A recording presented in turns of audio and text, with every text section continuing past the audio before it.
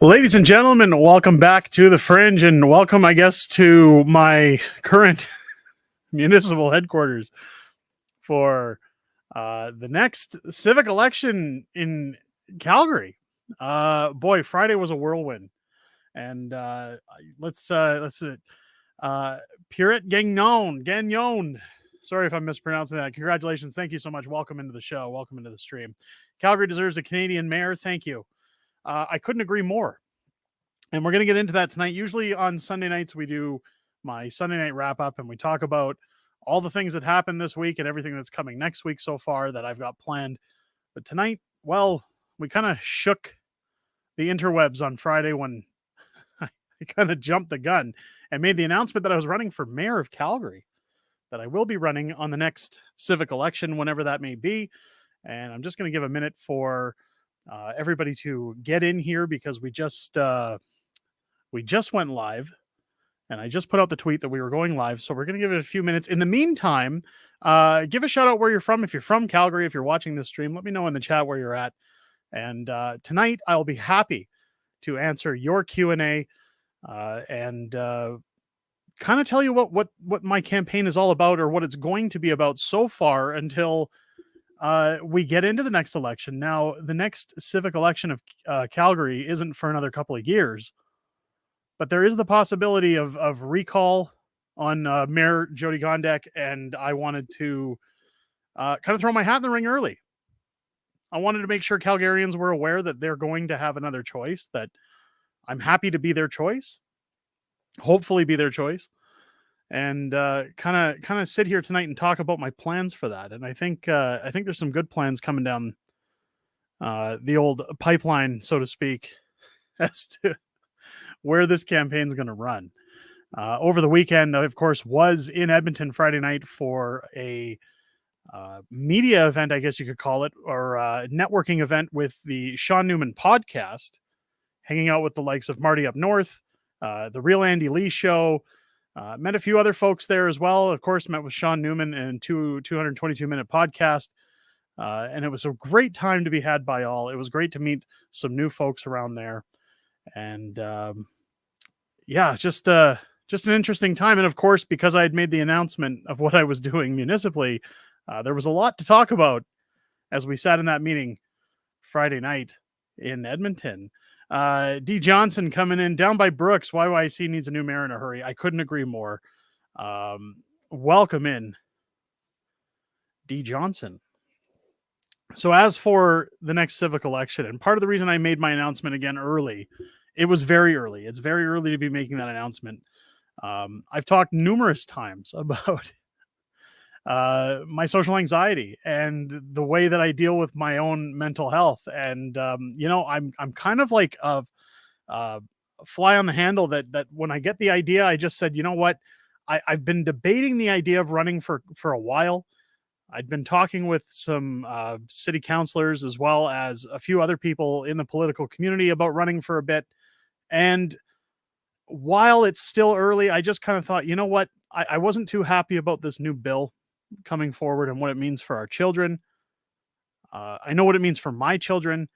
And I just kind of thought, you know what, best to just jump the needle, jump in and say, here's my intent and get it out there, because then I've got no choice. I have to stick by my word, which I will be doing, and running forward with the mayoral race as the city moves forward. Now, a lot of people, of course, are going to question my credentials for running forward as the mayor.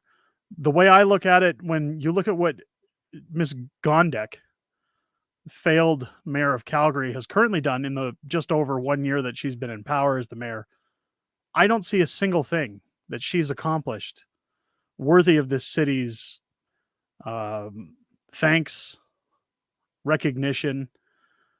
The problem I have with now, I don't know Mayor Gondek as a person. She blocked me on Twitter as soon as I made the announcement. That's telling. That's very telling of where we're headed. But it appears to me that she's brought her home life into her political life. She's trying to pass a lot of laws and bills to suit her family life and show support for her child. Now, I have no I'm not gonna attack her family. I'm not gonna say that she shouldn't be doing those things. Any parent wants the best interest for their kids. Unfortunately, when you go into work, I've worked at a lot of jobs, and one thing that they always talked about in the corporate world is that you need to leave your home life at home and your work life at work. And while you're dealing with a city where you're passing bills and legislations to benefit everybody, you have to take your emotion out of it when it comes to the decisions you're making. You can't solely make decisions that only cater to your benefits and beliefs. I would love to see a city council where we take the time to question the people, where we maybe have a website up where people are able to register. They're able to register that they live within the city. I don't know how we would verify that, but because I don't want to have a database of people's personal info either, because that's a security risk. But a site where people could come and leave their input or vote on a current issue, and not to say that that vote would ultimately lead to what council would do, but it would definitely be input. I think the biggest problem over the last few years, especially during lockdowns, is that politicians have become very drunk with power and they don't want to give it back. That seems to be the problem with any form of government. I don't believe in overtaxing either. I believe that taxation is necessary to a sense and a degree, but I also don't believe in overtaxing for the sake of spending recklessly, if that makes sense. And we'll get into that. Let's just take a minute to welcome everybody in that's coming into the chat so far. Tammy, good luck. Thank you so much, Tammy. Thank you for joining the stream. Welcome in. Renegade, the road to hell is paved with good intentions. Absolutely. Couldn't agree more. Chippy jumping in. Don't forget to hit the thumbs up. Yes, folks, hit the thumbs up. Let's get in that algorithm so more people can find their way in here. And if you haven't hit the subscribe button already, make sure to hit that subscribe. Turn on your bell for notifications. I will be going live more as this heats up. Right now, it's kind of in the quiet stages, the early planning stages. But as things heat up, boy, we're going to be doing a lot of live stuff from here. Because I don't think debates and odd snippets on television are enough when it comes to getting information out. I want to continue to do lives. I want to continue to talk with everyone as we move forward. In Ottawa at the moment, what John Cole reminds me of Winnipeg. Well, I don't know much about Winnipeg. I mean, I met with Chippy when I was in Winnipeg. But I mean, Winnipeg's my home. That's where I'm from. I love Winnipeg. I'll always love Winnipeg. I got a soft spot, but Patty coming in. Thank you so much for joining the stream, Patty. Severo, of course, is in the house as always. Severo, welcome in. When it comes to taxation, I've always been one of those people that's more libertarian on things where I think taxation is theft. And when I look at income tax, when I look at a lot of taxes, income tax was first established at the end of the First World War in order to clear up war debt. And it was supposed to be a temporary measure, kind of like 2 weeks to flatten the curve. And here we are almost 100 years later, still paying for income tax. Now, I understand that in our current society, in our current economic state, taxes fuel roadways, they fuel programs, they fuel different utilities within the city and services. But when it comes down to it, the problem that I'm seeing is that the reckless amounts of spending on unnecessary studies. Like I keep seeing these studies going, well, did you know 4 out of 5 people prefer to buy coffee in the mornings or this and that? You know, only so much % of people are using transit on a regular basis and stuff. I don't agree with a lot of those studies. I understand the purpose of some of those studies, but the costs that come with those studies are astronomical. Somebody's pockets are getting lined.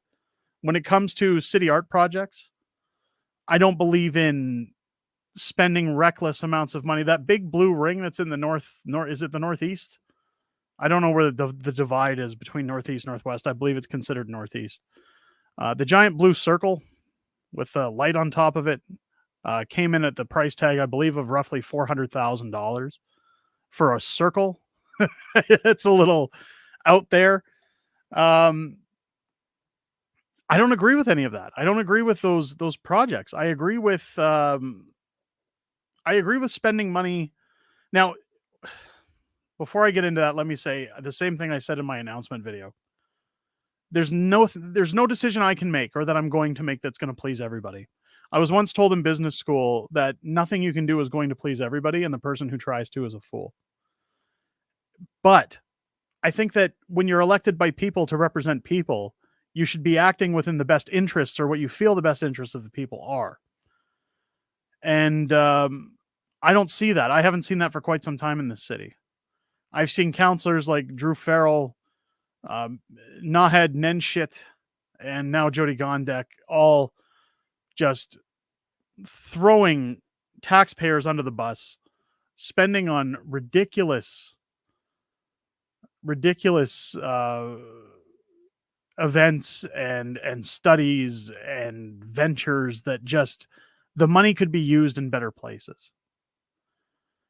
If the city were to sit with me and say we want to spend $400,000 on another big blue ring with a light on it, I'd prefer to sit there and say, why don't we spend $400,000 to send kids who can't afford to go to camps to a day camp for 2 weeks in the summer? Families that make under a certain amount of money every year, let their kids have the opportunity to go to a program, get some education, get involved in their communities. You know, I don't care about a ring on the city. I don't care about a light. There's families out there, and we used to be one of them, because when it came down to paying our bills, once we had 2 children, it was okay, daycare would run $2,000 a month. We started looking at our paychecks after taxes and saying, well, we're essentially only getting a couple $100 a month for one of us after paying daycare. We're going to work 40 hours a week, 80 hours every 2 weeks to have an extra $300 or $400 a month. That's silly. So we made the decision that somebody should stay home, and that's maybe more beneficial for our children. Now, luckily, things worked out to a point where we're more secure now. However, there's parents out there that when it comes to swimming lessons, when it comes to extracurricular activities and sports and after school programs, there really is nothing for those kids, for families that can't afford that extra $40 or $50 a month for those programs or more, depending on the cost of them. I think for underprivileged kids or families that just simply can't afford the luxuries of sending their kids to something that's beneficial in their growth, in their communication, in their development, I'd rather spend $400,000 putting a summer program together for kids than a giant blue ring. Am I saying this is what's going to happen? No, because I'm not in the office yet. I'm not there, but those are the things I'd be pushing for, is what's beneficial to this city. What are we giving the city? I said it in my launch video that when we're taxing people, we're taxing them on a scale of 1 to 10, we're taxing at 11 and we're giving a 3. You can't do that.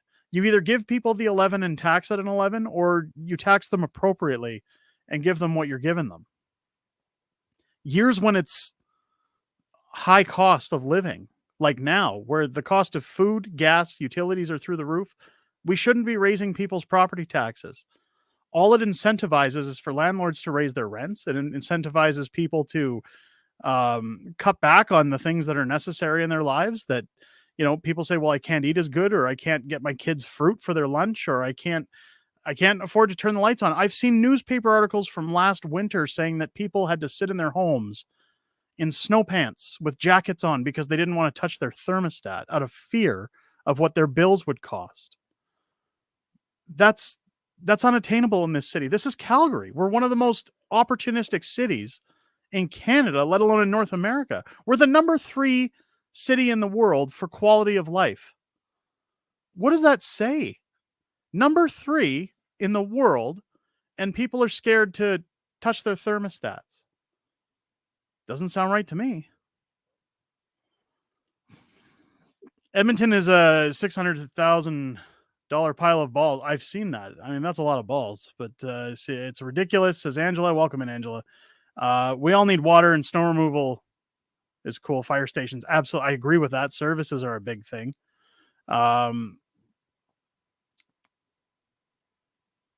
Knowledge of economics. Well, I mean, I've worked, the reason I went to business school was to help out a family run business. My father told me, you're not allowed to work for me unless you go to business school. And while it wasn't one of the most prestigious business schools, I still have a basic understanding of marketing which again, you look at my history with my books, everything else I've done. I know I'm a guy that sits around sometimes and says I have a plan for something. I love when people say that I don't know what I'm doing. I love when people say to me I'm a joke or I'm a moron for what I'm doing. And I know a lot of people when they see my launch videos, oh, he did it from his home arcade on his YouTube channel. It's it's silly comments like that that I love because those are people that doubt. And every single time I've had somebody doubt me, I've put them in their place, figuratively, not on purpose, but they've been proven wrong. If I say I'm going to do something, I'm a type of person that does it. I follow through. And if I say I'm going to provide something, if I get into this job, uh, I can't just go in there and wave a wand and say I'm doing this. But you're damn right I'm going to fight for it tooth and nail and push for it. And if they say no, I'm still going to push for what's right because that's what this city needs. That's what we need. I once sat down in the early 2000s, well, around 2010 era, 2010, 2012. And I first announced we had a house party and I announced to a bunch of friends, I'm going to be a writer. We had about 50 people over at the house for a Halloween party when I said that. And my kitchen erupted in laughter. And people said he's a joke. It's just another scheme of his. It's just another, I'm got my head in the clouds. What's next? You know, are you going to be a movie star too? Well, here we are in 2023, and I've been the number one book in the country 4 times in 8 months with 4 different projects. There's people that work their entire lives in the writing industry and hope to get to number 1 once. They're happy to be in the top 10. Now, this isn't a flex. What I'm trying to demonstrate is that people said I couldn't do something, and I didn't just do it once. Because I don't half-ass things. My father always told me growing up, you either do a job properly or don't waste your time. And I wouldn't say I'm going to run for mayor if I was just going to sit on my butt and do nothing. And if I got that job, if I was lucky and fortunate enough to get those votes, I certainly would not waste it away or take it for granted.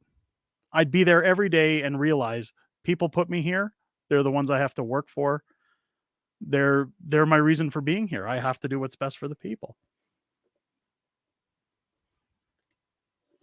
Don't let the WEF make Calgary a 15-minute gulags. 15-minute cities, first off, the term 15-minute city, I won't have any part of it in this town if I'm in charge. None of those globalist ideas are coming into this city. I don't care what developers push back. I don't care who wants to come in my face. Oh boy, that sounded bad. Who wants to come at me and say, we need to do this. We need to change some things around. You need to do what we say. We have investments. Here's some hush money. I don't care. I don't care. I'm not going into this for money. People think it's a grift that I'm getting into the mayoral race. It has nothing to do with a grift. It has to do with the fact that I love this city. I love Calgary. I've always loved it. When I moved here in my teens from Winnipeg, I took one look around and thought, it's so clean. It's so friendly. It's booming. Like everybody's in a good mood. It's such an amazing town. And it's fallen from that in the last, I'd say 12 years or so. It's completely dropped off the scale. Now, while it's still rated high by different outlets that say it's good for quality of life, I miss the days where you could safely get on a C train, when you could walk around Stephen Avenue after dark and not worry about being assaulted. I miss the days where you didn't see as many people struggling on the streets. Now, that's not to say that I have a problem with the homeless. I have a problem with the reason they're homeless.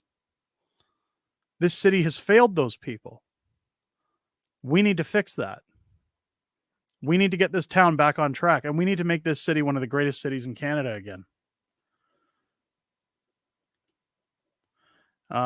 Free energy? Hey, if we could get free energy. It's all about breaking the establishment, bringing politics back to reality, actually working for blue collar, the people that drive this country. Couldn't agree more, Dave. Welcome to the stream.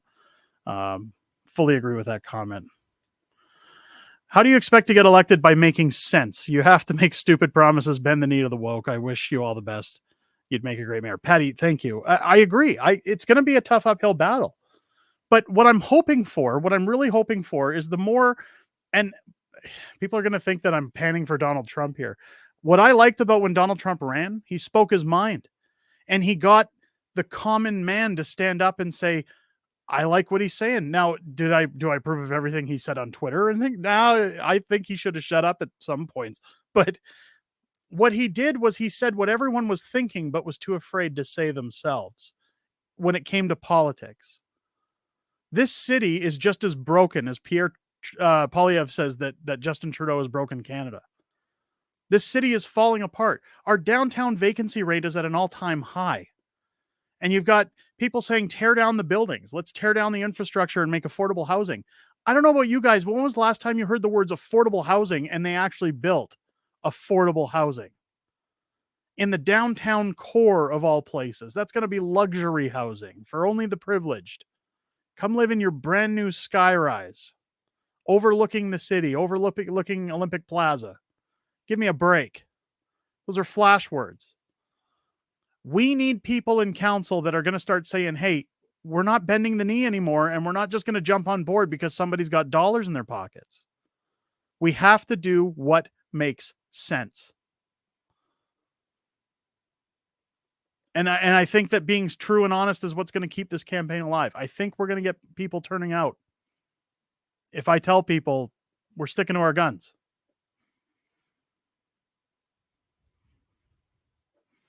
Oh, Renegade says he ran an extension cord to the neighbors. Well, I feel bad for your neighbors.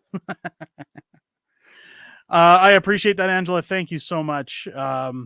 Did they know I did that once before the Help of the Grow show? They didn't know. Oh, my goodness.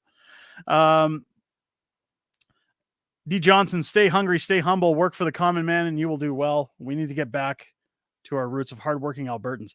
If there's one thing I appreciated about this town when I moved here in my teens, my father moved here because he started his own business. He worked as a partner in commercial refrigeration for multiple years and was let go from a corporate job, again, where he was a partner, and decided to build his own company from the ground up. When we were living in Winnipeg, he found that there was better opportunity in Calgary, and that's what brought us here in the mid-90s. The success that my father has had from coming to Alberta, the success that I've seen as a teenager, where I have friends back home that were in their 30s that couldn't find work. They'd work for 6 months and get laid off. There was no strong economy. There was no opportunity for anybody.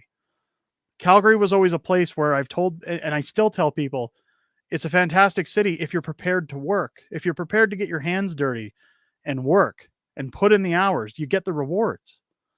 But in the last 10 years, that's fallen short because wages have stayed stagnant while prices climb, taxes rise, inflation goes up. People can't afford to live. People are working multiple jobs just to squeak by. That's unacceptable. It's unacceptable. Everybody always says, oh, my house had a great return this year. That's a fake, false, inflated number. Your house isn't worth a dime until you go to sell it. It's what someone's willing to pay for it, not what a piece of paper from the city says. Anytime I've done anything to my home, oh, you got to pull a permit. You got to let the city know that you're putting this on your property. Oh, is that for safety reasons? No, it's for tax. Bullshit. Bullshit. I have to pay to put these things in my house. Why should I have to pay more just because I've done it? I should be rewarded by saying I have a better property that I'm paying lower taxes on with more growth inside of it, more development. I shouldn't be punished for making my home a better place in this city. And neither should you. You shouldn't have to sweat when you open a utility bill in this town. I just recently did my corporate taxes. And I had to go through my utility bills from 2022. And as I looked at January, February, like the colder months, I started thinking, how did we pay those bills? How did we get through that? $500, $600, $700 a month for electricity, gas, water, garbage pickup, sewer, $700.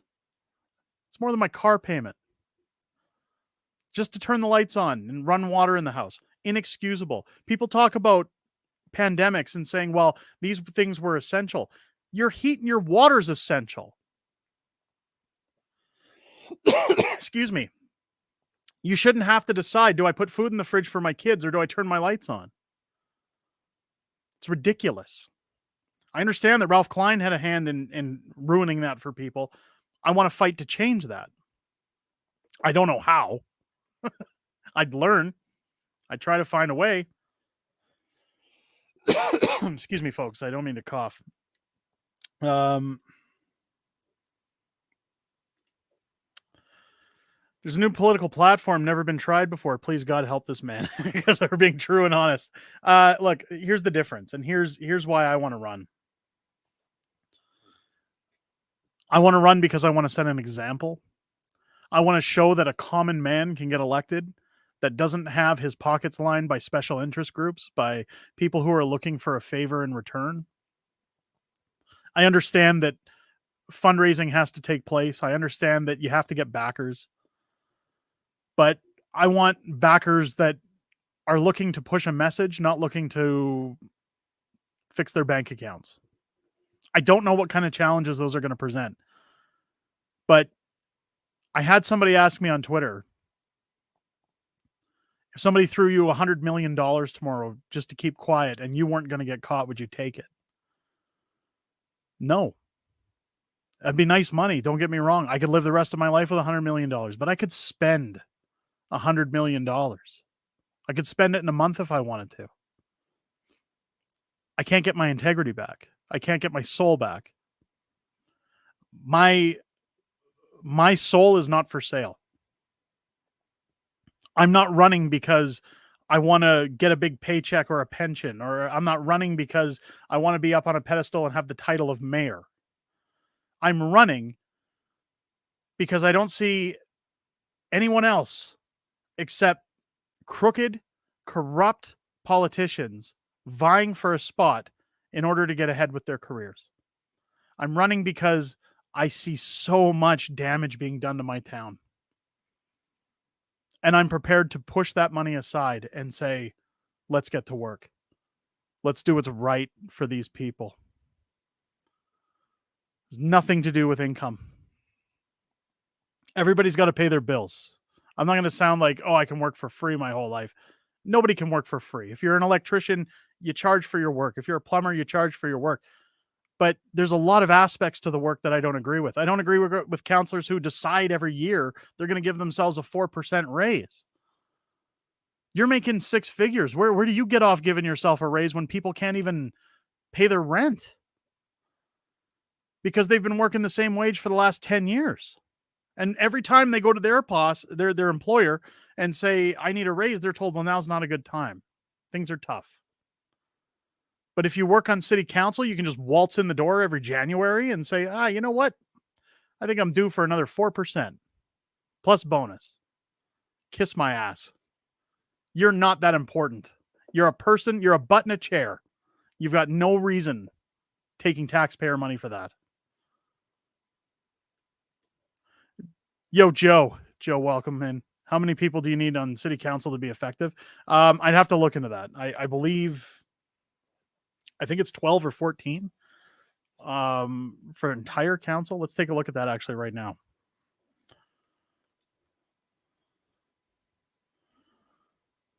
Calgary City Council.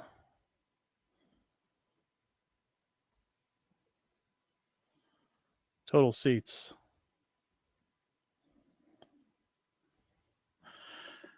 Sorry. The council consists of 15 members. Sorry. I thought it was 13. Chief elected official titled mayor and 14 councilors. So that you have 15 so that the vote's never tied.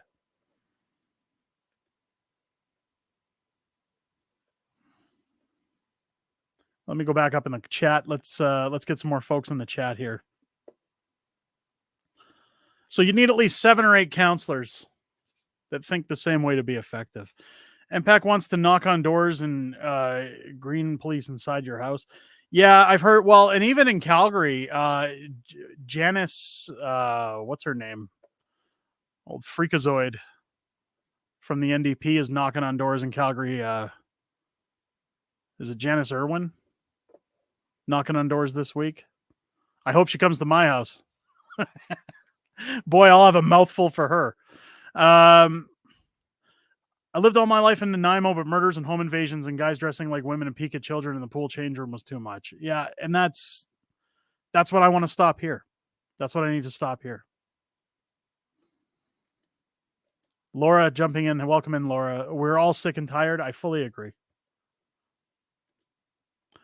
People could sure do a lot for their community if they didn't have to send it halfway across the country for them to decide what to do with it. Absolutely agree with that. TJ O'Leary. Oh, TJ O'Leary.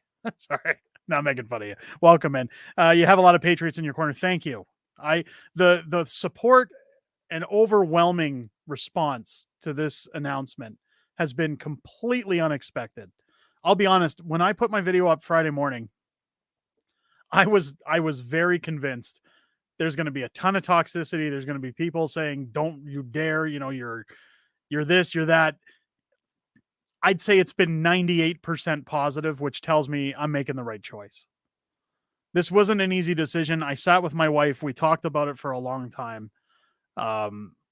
Because ultimately, throughout my writing career, I've done everything in my power to try and keep my family separate from work. I've tried to make sure not to have my children on my streams. I've tried to make sure not to give any information out that gives any peek into my home life. And now, if I enter this realm, well, I'm going to be under a microscope. So it's a big change for our household. But my wife is at the point where she says, I don't think I can live in the city anymore if something doesn't change. She doesn't want to take our kids to a library or a public pool or a gym. She doesn't want my children exposed to the clown show that Jody Gondek has installed in this city. I will state very clearly once more, I have nothing but respect and approval for the LGBT community. I've left out the other end of that stuff because I've talked with members of that community, and you've seen the hashtag grow in the last year, the LGB without the T. And there's nothing wrong with people who identify a certain way. You have the right, if you are trans, you have the right to identify however you want, but that doesn't mean that we have to change everything in society to suit those needs. I think there's a time and a place for everything, and the one place where I draw a line, for years I've said, look, if businesses want to acknowledge it, they're private businesses, they're allowed to do those things. That's their business they're putting at stake doing those things. If a company wants to acknowledge those things, well, the old go woke, go broke hits for those people usually. But when it comes to children, kids, line in the sand. And people say, well, there's kids who grow up trans, who have questions, who need them answered, who, first off, I think there should be multiple things considered in those. For me personally, my own personal opinion, I don't think kids are at the mental capacity to make a decision about their identity until they're much older and experienced. It's the same reason I don't think kids should be going to get tattoos before they're 18. My old man used to tell me, if you want to get a tattoo, carry a picture around in your wallet for the next 10 years. And if you still think it's cool after that, then get it on your body. Hence why I don't have any tattoos. But now don't get me wrong, there's probably some people who grow up always knowing they're a certain way, and that's okay. I'm happy for them. And if they have questions, their parents can answer them for them. And if they can't talk to their parents, I'm sure they can find a like-minded individual who wants to speak with them. But when it comes to exposure to children, when it comes to people changing in front of your kids, exposing themselves, my daughter should not have to walk into a changing room and see a guy with his junk hanging out and say, oh, it's okay, I'm a woman. Not only is that confusing for my daughter, but I shouldn't have to explain that to her. She shouldn't have to see that. Kids should have the right to be kids. Plain and simple. I am for gay marriage. I am for a gay couple adopting a child. I am for multiple things within that. I'm pro rights. I think that they should have all the rights in the world. But when it comes to the treatment of children, I think that we have to be a very careful. That's a slippery slope. Very slippery slope. First and foremost, you'd have to learn about so-called smart cities. Agenda 2030, our only hope is getting out of it. Yes, absolutely. And I've been looking into that, and we're going to get into that as this campaign rolls along. Again, the announcement was more to get ahead of the gun should Jody Gondek be recalled. But this is also giving adamant time to plan. If I was to announce this 6 months before campaigns were going to start, there would be very little time for preparation. I want to make sure, like I said, if I'm going to do a job, I want to do it properly. So that was the reason for the early announcement. When I stood up against the machine, they went after my kids. Yeah, and that's what we worry about too. But my wife said we're willing to take that chance for the betterment of this city. We love this town. The real tax base and the multinational gas oil companies would be happy to pay their share in exchange for stability. And that's what I'm focusing on.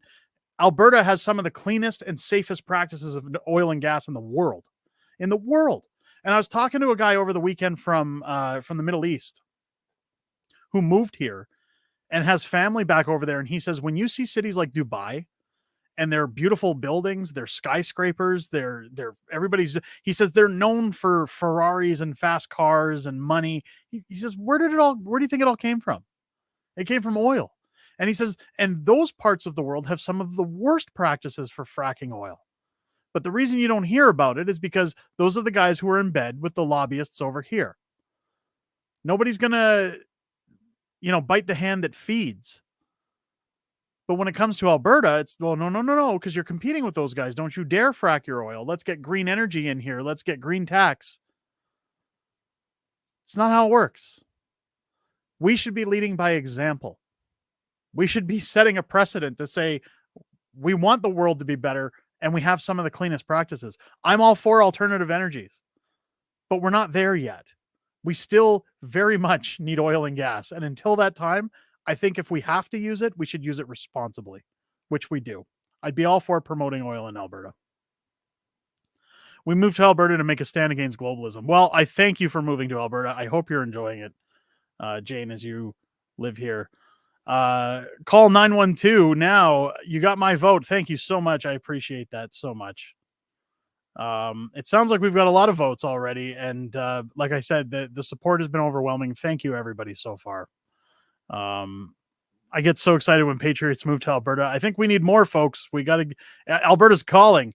Alex Woods, I give you the best advice I've ever given in business, which also applies to politics. Be smart enough to surround yourself with people smarter than you. There's nobody smarter than me. Okay. I'm joking. I'm only joking. Everyone, I can already see the clips going out tomorrow. Look at this narcissist. I have already begun to surround myself with some very, very well-educated people. In fact, I wouldn't have made this announcement without the advice of those educated people. And I've met with some since making the announcement that have offered me their assistance as well. And I couldn't agree more. Very good advice. Thank you, Alex. Funis, when businesses lose money, they cut back staff or fail. When's the last time the government has cut back staff instead of tax more? Absolutely. And that's, again, one thing I want to focus on if given a mandate. Grassroots, that's what we need in politics. It'll create a movement. How can trans dance in front of our kids? Then parents can't protest. And that's the biggest problem.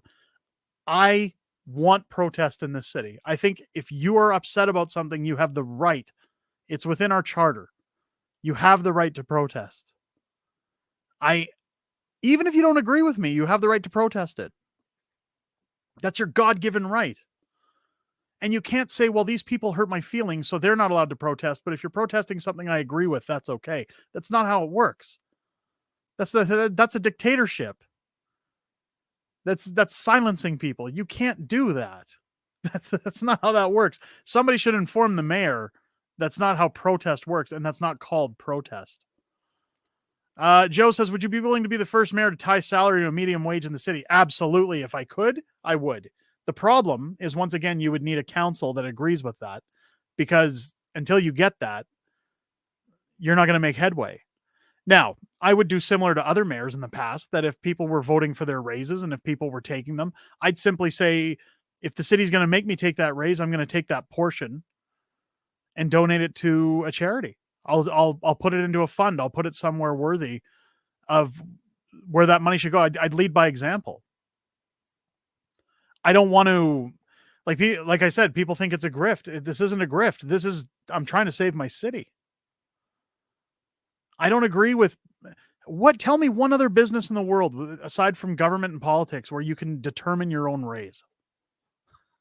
It's so stupid. So stupid. Best of luck, and pray things will get much better and honest people in charge. Joanne, thank you. And thank you for coming in.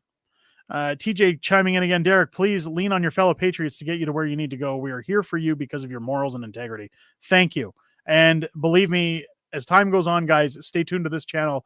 Follow me on Twitter and Unaccept Fringe as things progress. Now, the tweets about mayoral races, things like that, I'll still have them, but they're probably going to get a little less aggressive as they've been over the weekend, only because we're so far out from an election. I'll still be making it very clear that I'm running, that these are my policies. If the mayor's doing anything I disagree with, or if council's doing anything I disagree with, I will be tweeting that out. But now comes the time for preparation. So I've made the announcement, and now all the background work is going to start. And I'm still going to go about regular day-to-day life. I'm still going to be working on books on the side of working on this campaign and getting information from people. And then if the mayor is recalled, if there is an election before 2025, then I will definitely be ready to go, and I will be putting everything into that campaign. Everything else will cease, and we'll go full bore at it. But yes, make sure to stay tuned. Anytime we're needing anything, whether it be campaigning, door knocking, help with signatures. We're going to need signatures to get the nomination.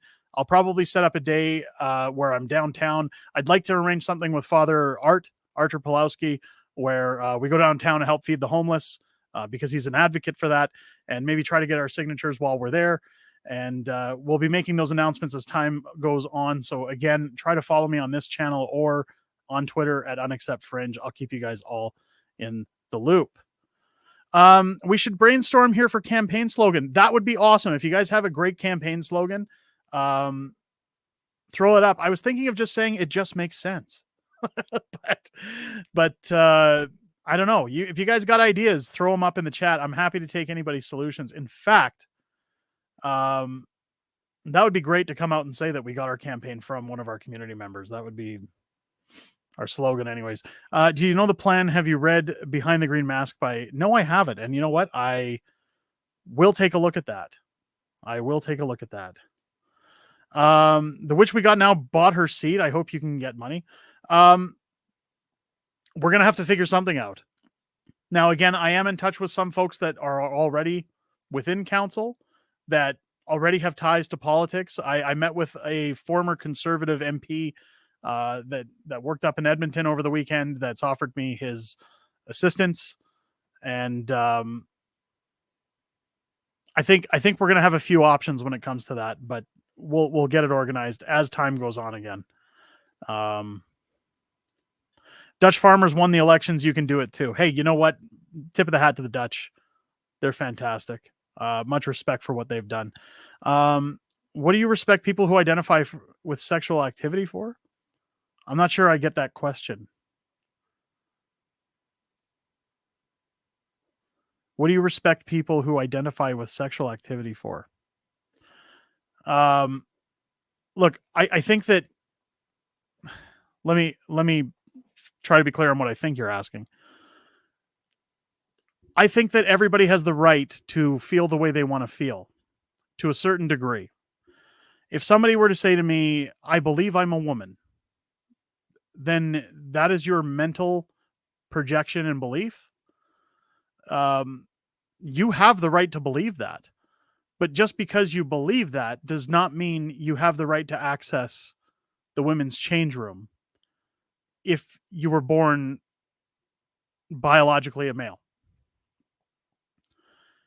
I think that if this is an issue for the trans community, then what we should do, if you go into any gym, if you go into a pool, if you go anywhere with a change room, they often have male, female, and family. What's stopping us from building a transgender change room?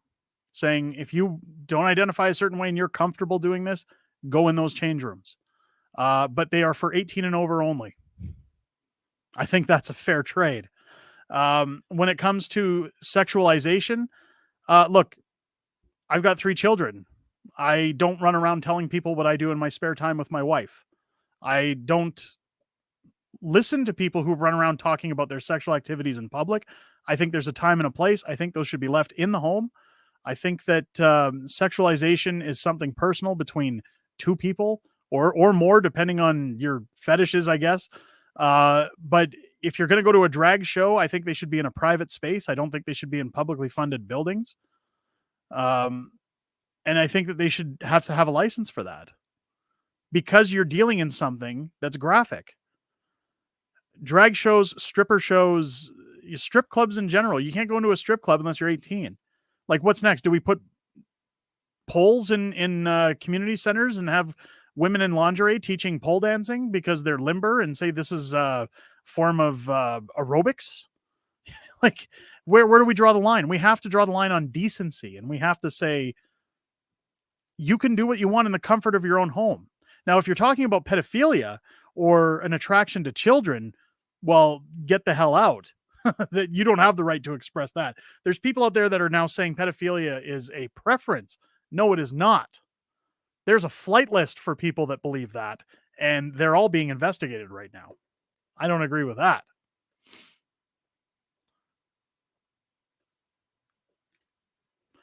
Patty, I'm putting on notifications just to watch and support every step of the way. Got to share every vid. That needs to go national, international. Thank you so much, Patty. Appreciate that. Everybody else, take a note from Patty there. Do I go to jobs identifying as a heterosexual? No, because it's nobody's business. And that's what I mean. Like, I don't like, look, I understand the meaning of like a pride parade that they're celebrating gay rights. But unfortunately, in the last, again, about the last decade, it's turned from celebrating gay rights into people dressed in bondage gear, walking half naked down the street, making everything sexual. And I've seen the footage. I don't agree with that.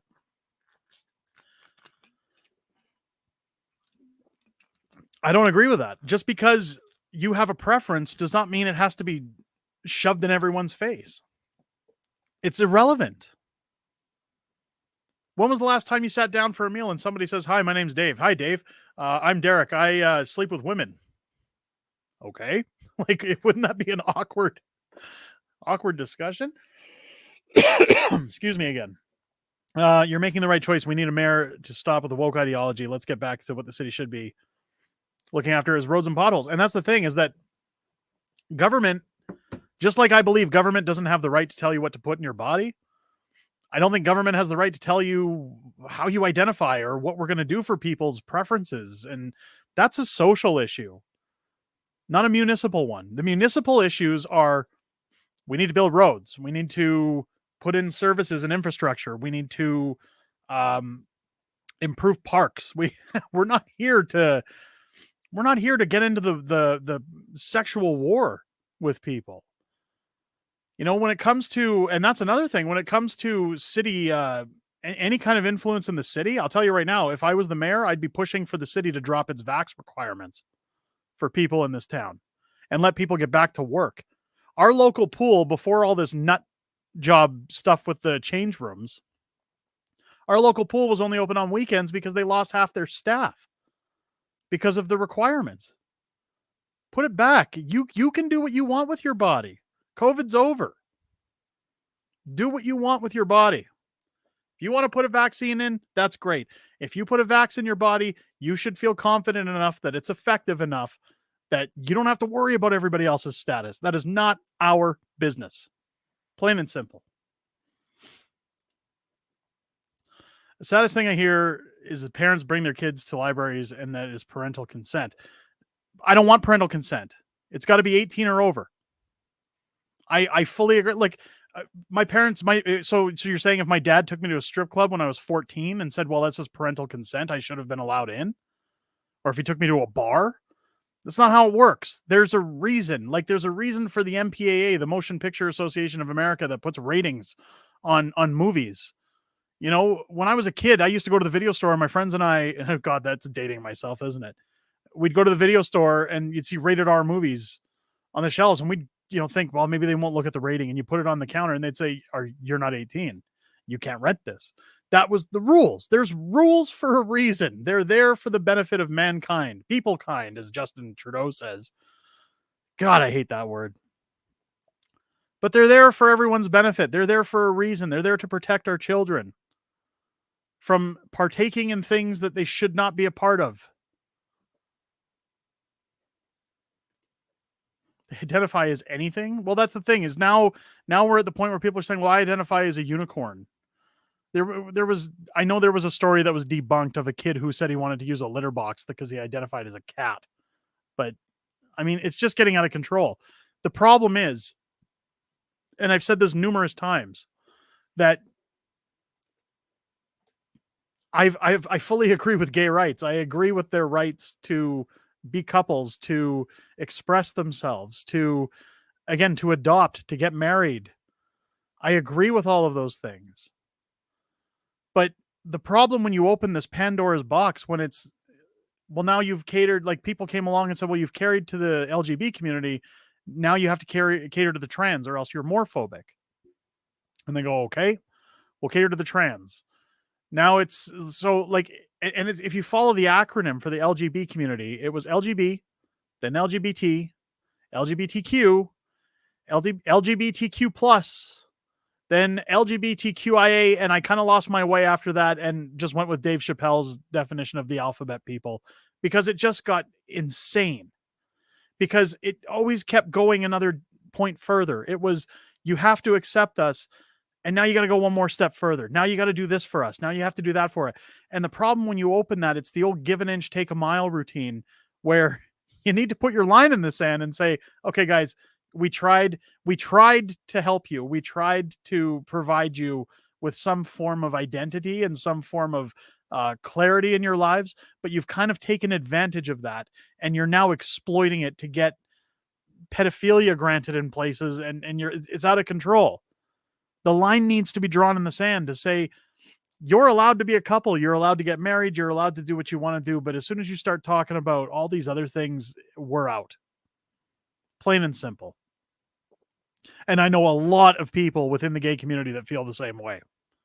And I'm looking very forward to having them joining me in my campaign to speak out, because that is the biggest problem, is that if I speak out about it, I'm phobic. What happens when people within that own community speak out about it? What are they going to be called?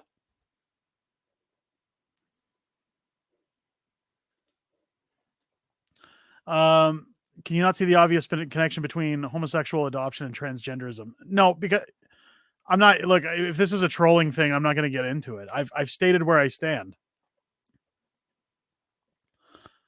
I have no problem with what people want to do in the sanctity of their own homes, as long as it doesn't involve kids. But if we're going to talk about every tiny little word and definition, and no, get out. That's where we're drawing the line. That's where we're saying, use the bathroom. If you don't like that you're biologically a man and you're supposed to go into the men's bathroom, go to the bathroom before you leave your house. I don't know what to suggest, but you shouldn't have the rights to waltz into a woman's bathroom where a mother might be in there with her child, or a woman might be in there who feels vulnerable to that. And furthermore, I only see men asking to go into the women's bathrooms and change rooms. When was the last time you heard of a female saying, I want to go into the men's bathroom? I haven't heard it. I mean, call me crazy. I haven't heard it. Now, maybe I'm wrong, and I probably am, but anytime I hear this argument, it's always focused towards men going into the women's. Biological men going into the women's. As a person who was assaulted from age 2, leave the kids alone. I agree. I'm sorry for your treatment there. I have a trans relative, and it's a decision that needs maturity. I don't want to be a girl when I didn't want to be a girl when I was 23. Okay, well, I agree. It is a decision that needs maturity. And that's why, again, if you grow up to feel that way, all the power to you. I got no qualms. If somebody says to me, this is how I identify, good for you. Good for you. I'm happy for you. I'm happy that you're comfortable in your own body identifying the way you identify. However, there's a natural way to life. It's not bigotry. It's not um, intolerance. It's right and wrong. The problem, and I use this new bill about the city change rooms as the precedent for it. Nobody is vetted for these things. Nobody is checked. So what's to stop a sex offender from going into the women's change room at a pool? Say a guy who looks like me, dresses like me, has a beard, maybe a criminal record, just waltzes into a pool one day and says, I identify as a woman. And the pool knows what he's doing there, but they legally have to say, go right ahead, sir. And he waltzes into that change room, and there's a 6-year-old girl standing in there with her mom. And he begins to undress in front of that little girl. How's that fair to that family? Now, Jody Gondak's letter has also said that if somebody feels offended by that man coming into the change room, they can talk to the pool. And if an alternative is available, it will be provided. Why is the alternative being provided to the mother and daughter who are in the women's change room? Why isn't the alternative being provided to the person who wants to go in there? That's all I'm saying. I'm not saying that trans people can't go to a pool. I'm saying let's have a trans change room only, and you must be over the age of 18 to go in. That's it. That's all I'm saying. I'm not saying you can't have your choices. You can't feel. I'm saying that there's a line. There's a line of decency.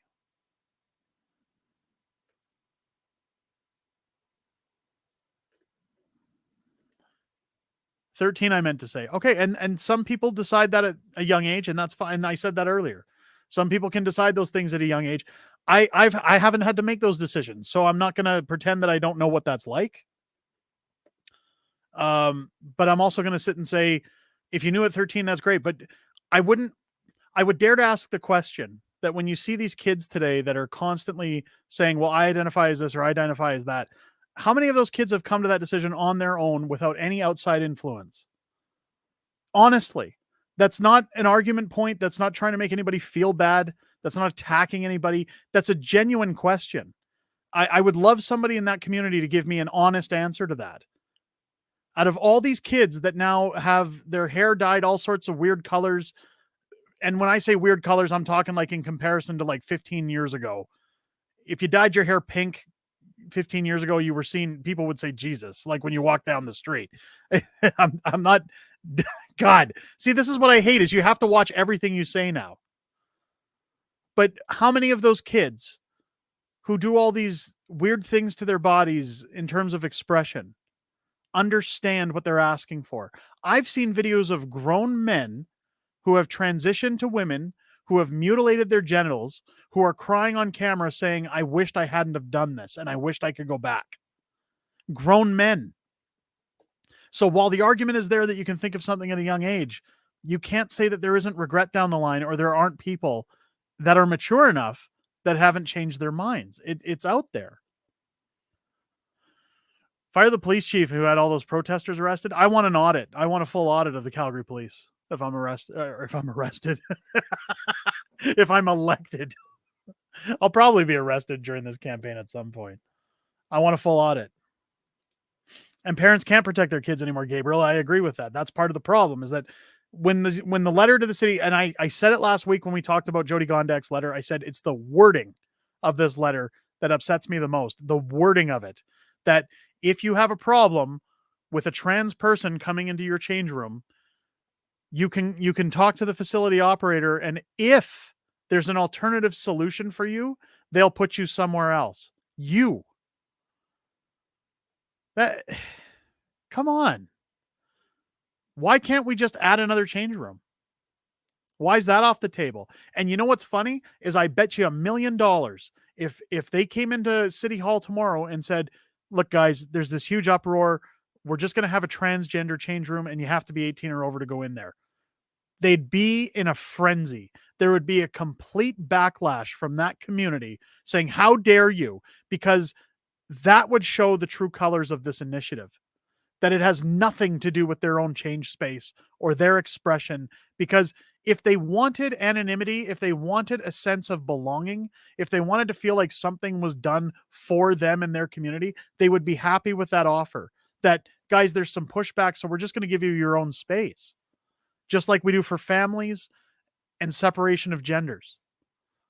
You're going to have your own space. That if you identify whatever way, you can go in there. It wouldn't be enough. There would be a huge uproar of it. And that's where I comfortably say I'm not wrong. Because if it was that simple, we would have done it ages ago. This is about people feeling like they have the rights to make people uncomfortable. They want people to be uncomfortable. They want the drama. They want the uproar. They want to cause the controversy. They want some of them, some, not all, some of them want to go in there and watch little children or assault vulnerable women. It's happened already in other cities. So before anybody calls me an ist or a phobe, it's been documented that it's happened in other places. It's not going to happen here.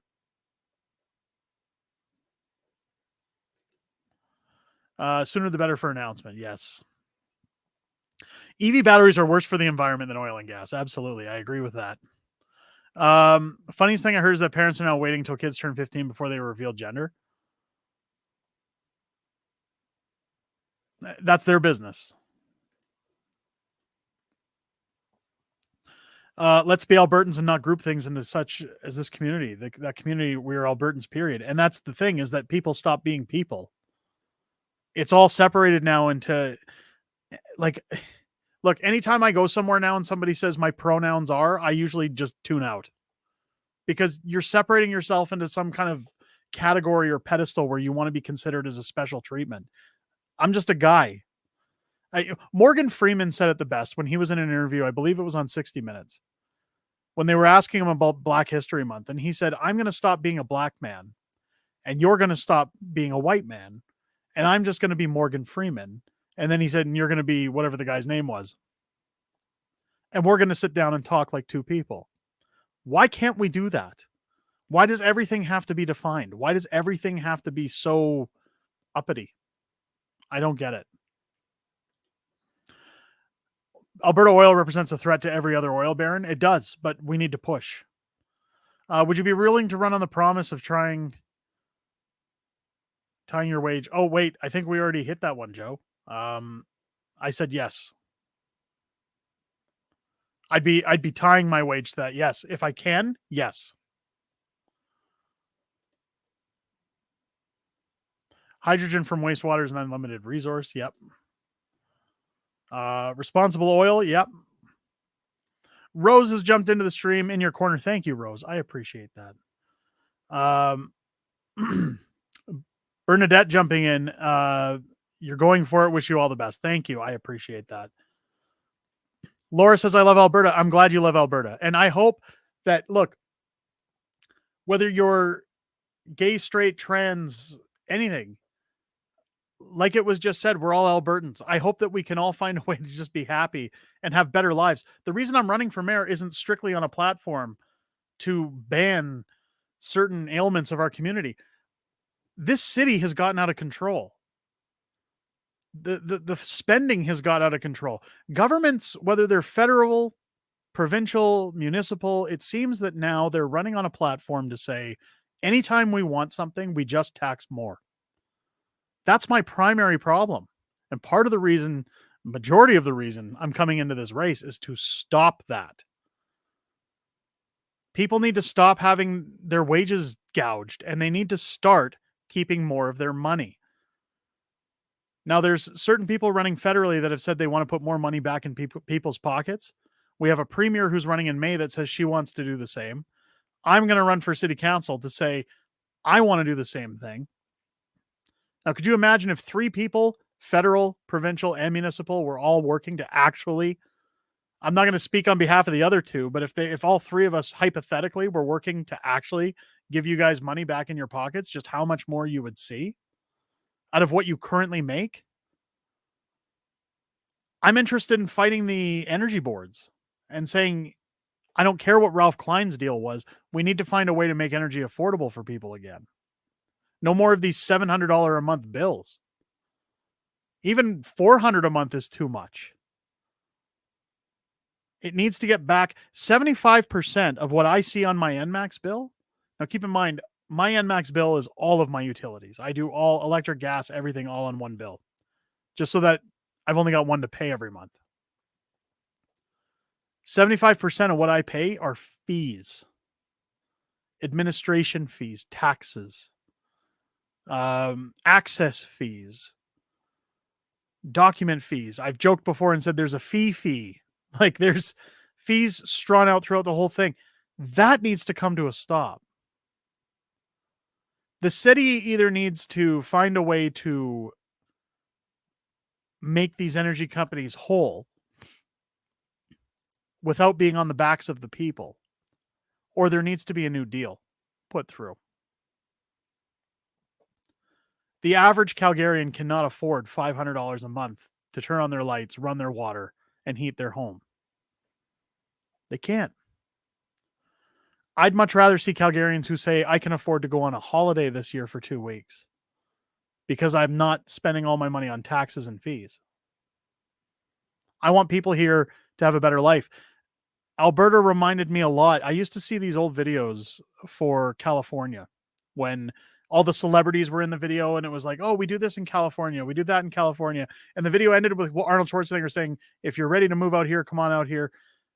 But it reminded me a lot of Alberta in the sense that it's a fast-paced province. It's a province of people who are working, who work hard, blue-collar people, that if you're prepared to work, you'll see the rewards. I want that back. I want that Alberta back.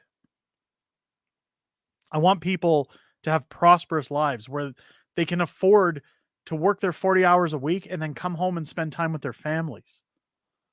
To not have to work multiple jobs just to keep the lights on. To be able to go places. We've got the Rocky Mountains in our backyard. People should be able to drive out there and enjoy their weekends or go somewhere on a holiday. We're not getting that from this mayor. And part of their Agenda 2030, part of their socialism, part of their WEF plan is to bankrupt every single person in this city. I don't want that for you. I don't want that for anybody. Like I said, my wife's at a standpoint where she said, you either run or we need to get out of here. Because I don't want to raise my kids in this town. I don't want to, we'll be fine, but they won't. It's no place to raise a family. We need to change that.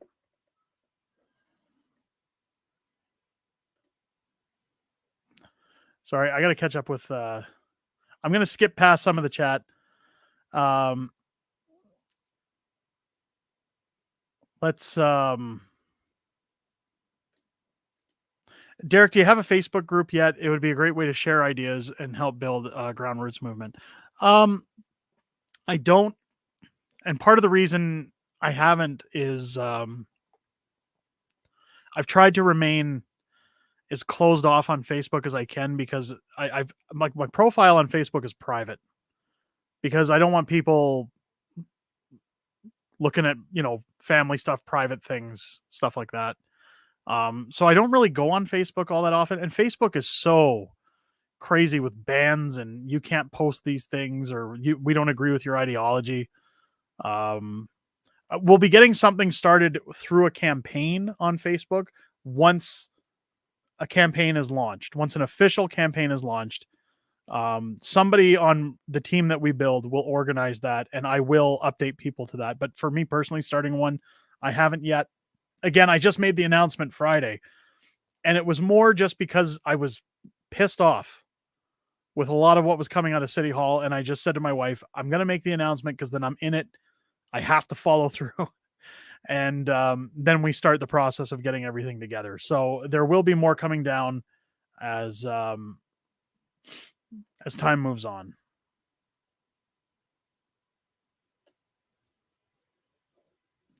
Thoughts on Pierre Polyev? I'm torn. I'm torn on Pierre. I've met with him. I've had a conversation with him, and he came across as genuine to me. But some of his actions of late have made me question a few things. I don't know. I I still believe he's the better choice if we were to have an election tomorrow. Only because the PPC aren't going to get the votes that are necessary to form a government. They don't, and anybody who says otherwise, like they can't even get a single seat in the House. So I'm just being a realist. What I would like to see, and I was talking about this over the weekend with somebody, is that I'd like to see a minority government where PPC gets a lot of the votes and the Conservatives take their line, so that we kind of have what the current House of Commons has with the NDP Liberal Alliance, where we would have the Conservatives align with the PPC and the PPC would keep the Conservatives in check. I think that's what I'd like to see, if anything, in a perfect situation. I'm an unacceptable fringe too. Let's go, future mayor. I appreciate that, Sue. Thank you so much. I keep seeing people talking about the rules in Calgary. I don't want to get on that. We've had lots of discussion on that tonight, and I don't want this to all come across as if I'm being phobic, or that I'm not tolerant of someone's beliefs. We've talked about decency and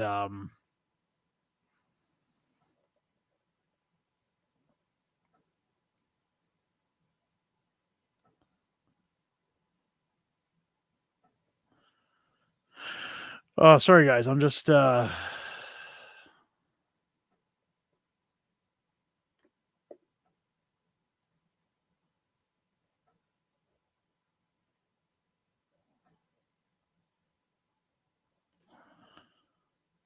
that's more.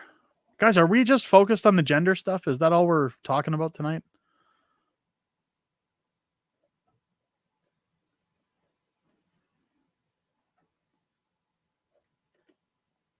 Linda Blair, and I know we're talking about gender here, but she says everything is drama in teen years. It is. But that's one of the reasons I feel that those decisions shouldn't be made until they're older. Now, I'm not going to speak for every single person, because the thing about people that makes people individuals is that everybody has a different set of circumstances that leads to the reason that they've decided what's best for them. I'm not here to mock what anybody has chosen for themselves. I could decide tomorrow that I prefer to wear fruit roll-ups as underwear, and I don't wear pants. I just wear these fruit roll-ups stapled around my fat body as I walk down the street. Now, does that mean that people have to accept that though? No, it doesn't. It doesn't mean that people have to look at it when I walk down the street. If I do that in my home, like somebody can't come knock on my door and say, "You're not allowed to do that." It's That's my choice. It's my house. I pay my taxes. I've got a right to do that in my home. But if I was out walking in front of kids and somebody said, dude, I can see your butt crack hanging out those fruit roll-ups and it's nasty in front of my kids, I can't turn around and say, well, this is how I live. You have to accept it. No, they don't. There's decency laws. That would be called indecent exposure. And there's a law for that. That's all I'm getting at here, is that we just need a basic set of laws. Nobody is saying trans people can't go to pools. Nobody is saying trans people can't go to a library, and nobody is saying trans people can't live. I'm saying, let's give you your own change rooms if you want to go to pools, if you feel uncomfortable. Let's find a way we can all work together without sexualizing or confusing children. Bottom line. That's it. Moving along. I'm just not into the grooming. I'm going to go straight to the bottom of the chat and let's see if we can, because I'm so far behind. Here's one. Derek Macbeth coming in. You're right. There's a lot more wrong with this city than just the gender stuff. And that's what I'm trying to focus on here. That's one part of my campaign, that I just want to address the grooming of children, the inappropriation of children. but I also want to get rid of the corruption that's in our city hall.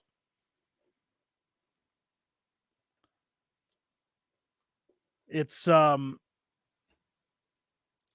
going to be an endless debate when you talk to somebody about, because it affects their lives. It's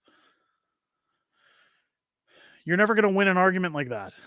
All I can do is say where I believe we should stand, and if people want to get behind that and vote, that's up to them. If people want to get behind a different vote and say I'm wrong, that's your right. You have that right as a voter. And that's what I'm trying to encourage the most in this election is I don't care if I win or lose. I care about making a statement. I care about standing my ground, and I want to see an actual turnout when it comes to this election. I want to see people vote. This is your chance. If I seen somebody earlier saying there's more of us than them, if you believe that, get people to the polls, vote, because what that will tell people who live here is if there's more in that community that believe that way, maybe those who disagree with it should go elsewhere because they're not going to win that argument. Like it sets a precedency. We have a process in our country, and I know so many people that say, well, my vote does nothing. Or, oh, the hockey game was on, I didn't bother because, everybody was going to vote this way anyways. Your vote matters. Get out and do it. I want to see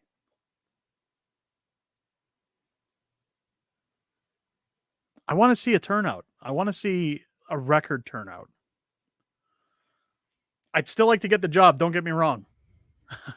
I want to make a change to this town. But I also want to have an open door policy. If I'm uneducated about something, come and educate me, and if it makes sense, I'll jump on board. I'm an open person. I want an open door policy where people can come and tell me their griefs, their problems. That's the point of being on council. You're supposed to listen to the people and listen to what they want and need. But if somebody comes into my office and says I should have the right as a man to go into a woman's change room and change, I'm sorry. I don't believe that. If somebody comes in and says I identify this way and I just want to be treated fairly, then let's talk about building you guys a change room. Let's have you represented properly. Nobody wants to be told no. If somebody says, I feel I'm paying too much in taxes, I'm not getting enough, my roads are all chewed up, where do you live? Let's have somebody come take a look at them. If somebody says, I'm paying too much on my utility bills, okay, I'm going to bring that up at the next meeting.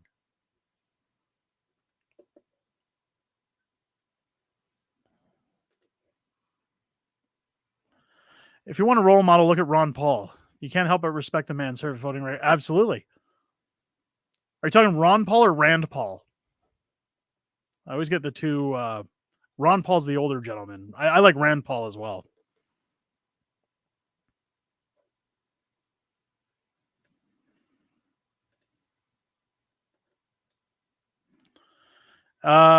Let's see.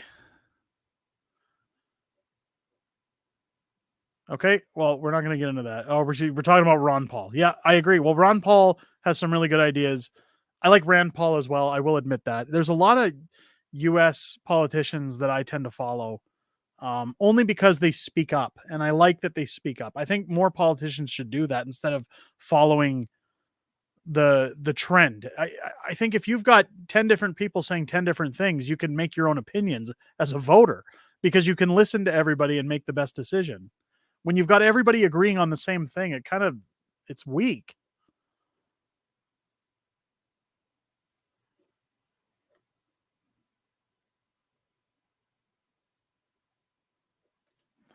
You're going to fuck up politics with this attitude. Honesty and integrity has no place. I'm going to assume that's sarcasm. I don't care. I'd rather fuck up the establishment than be phony. Ron has years on record. Rand is working on it. You know what? That's the best way of putting it, actually. Fire the police chief who keeps arresting pastors. I'd want to fire anybody who's bending the law in order to take orders from a higher up. I don't believe in using the police as your own personal security force. If I was the mayor of this city, the police do as much for me as they do for my neighbor next door. I'm not a special person. I'm not a special case. I don't get to phone them and say, "Oh, I got you on speed dial. These people are upsetting me. Go arrest them." It's not how it works. There's laws. Those laws, a policeman's job is to uphold the law that they have sworn to protect. I don't care if it's the mayor, if it's the premier, if it's Justin Trudeau himself. You have no business as a cop taking direct orders from somebody to break the law. If I was the mayor and waltzed into a bank tomorrow and held a gun to somebody's face and said, "Give me all your money," the police should arrest me. They shouldn't say, "Well, he's the mayor. We don't want to arrest him. That looks bad." Shut up. Arrest me. I broke the law. That's the way it works. There's a reason that the law is supposed to exist above all entities. It's because none of us are above it. Somebody should tell Justin Trudeau that.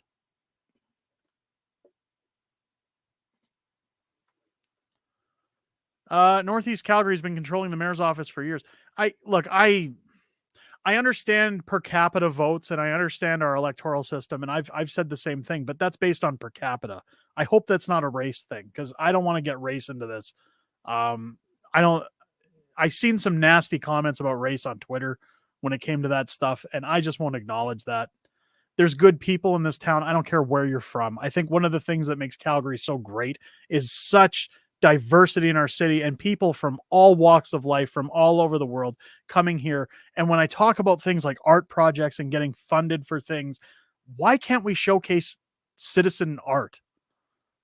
Why can't we showcase, we've got engineers, some of the best engineers in the world that go to the UFC, artists, people willing to contribute. Let's show our art by shining our own people on the spotlight of Calgary. I love this town simply because we have people like I very rarely run into somebody who is from Calgary originally. Whenever I'm talking to somebody, it's like, "Where are you from?" And nobody says to me, "I've been here my whole life." I have had the odd one, but most people say, "I'm here from Montreal," or "I moved here from the US," or I started out, in Red Deer, but I moved to Calgary, or, I'm from out east. I'm from across the ocean. I think that's part of what makes this town great. We get all this culture in our city.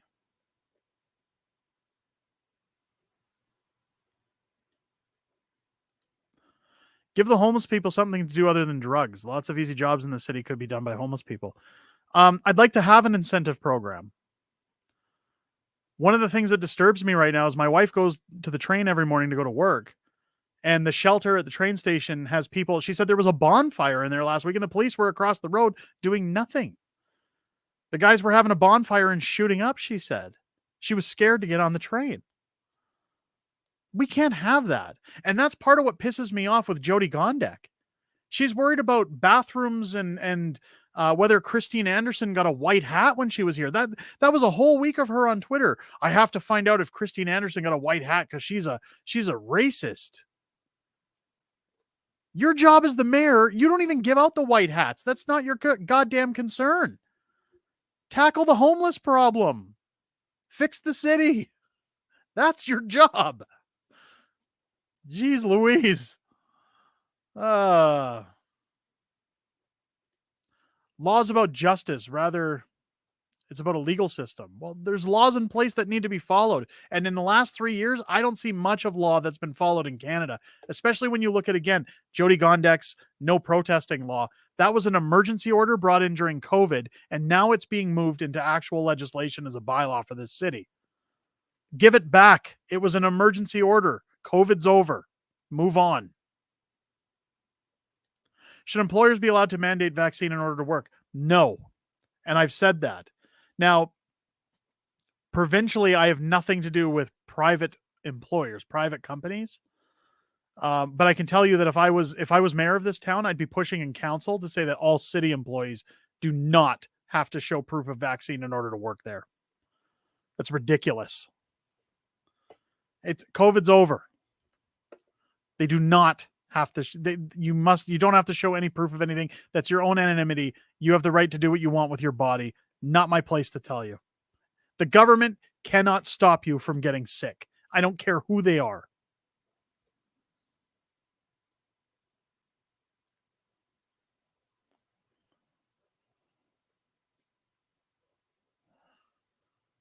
I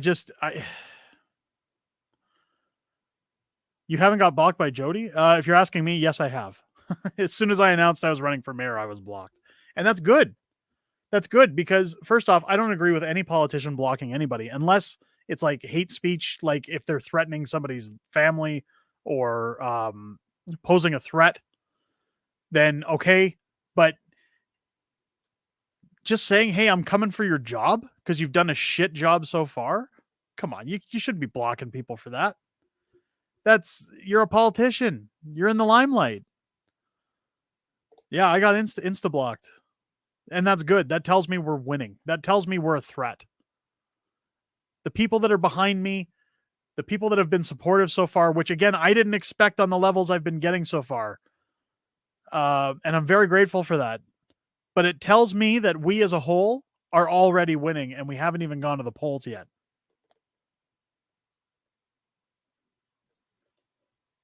Video yourself doing good deeds for all types of people. Well, I want to do good things for all types of people, but you know what? I got a problem partially with that because I feel like it's virtue signaling. I feel like it's look how good I am. Look how nice I am. Look at all the great things I've done. Vote for me because I'm out here feeding the homeless. I go every year to feed the homeless at Christmas because they need it. They need help. I don't take selfies when I go and do those things and I don't throw them up online. Why? Because I'm just there for myself. I'm there to do a good thing. I'm not there for recognition. I understand that's part of a campaign. But that's why I'm saying that when it comes time that we need signatures to grant the nomination, I'll probably do it on a day where Artur Pawlowski's downtown feeding the homeless and join him and just ask that anybody who comes down either brings something for the homeless and sign up or volunteer to help out something. Not because we need to be taking selfies, not because we need to videotape it, but because it's the right thing to do. And it's the same reason I said to my family that I was running for this position in the first place. If you see something bad that's happening and you have the ability to stop it, you have a moral obligation, in my mind, to step forward and say, not in my backyard. It's not happening. There's Mike at Freedom Honey. Welcome in. I want to see bumper stickers. Hey, did we think of a slogan? Did we come up with a slogan yet? Do I have a place to send money? Not yet. No, because we haven't launched a campaign. I've made the announcement again. If Jody was to be repealed, then we would have to get something set up very quickly. But I wanted to make the announcement. Look, I had an interview with the Western Standard about it this morning, and they said, do you have plans? Do you have this? Do you have that? I said, no. I've made the announcement. We have lots of time to get that forward, but I wanted my name in the ring quickly so that should she be repealed, people are aware they're going to have a choice. But part of this whole process is going to be preparation. I want to make sure I've got every understanding, I've got everything lined up, and that we do this the right way. I've told people a number of times, follow me on Twitter at unacceptfringe or subscribe to this channel if you haven't already. I'll be making all announcements on one of those two places. And as soon as we get a team together, we will probably start Facebook and Instagram and all that other stuff. So stay tuned, folks. The reason I heard people don't vote PPC is it splits votes. Yeah, well, I've heard the same. I want to see bumper stickers. We'll get them. Whatever happened to Kevin Johnson? I have no idea. That's a good question. Bring a barrel with a Canadian flag draped on it and bend over when the police are sent for you and Art. Okay. Somebody joked the other day and said,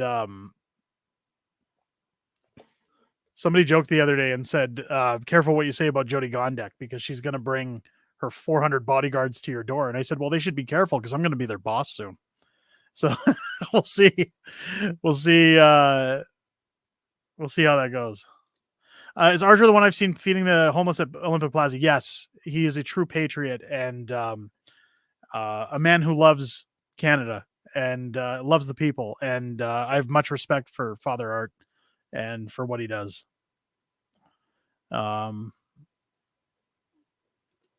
Did you know that there's a new law in Canada that requires all new mayors in Canada to take an oath and kneel before Justin? If that were true, now first I know Alex, you're screwing around, but if that were true, I guess I wouldn't be mayor. I would never. What's the old saying? I'd rather die on my feet standing than ever on my knees. Never gonna happen.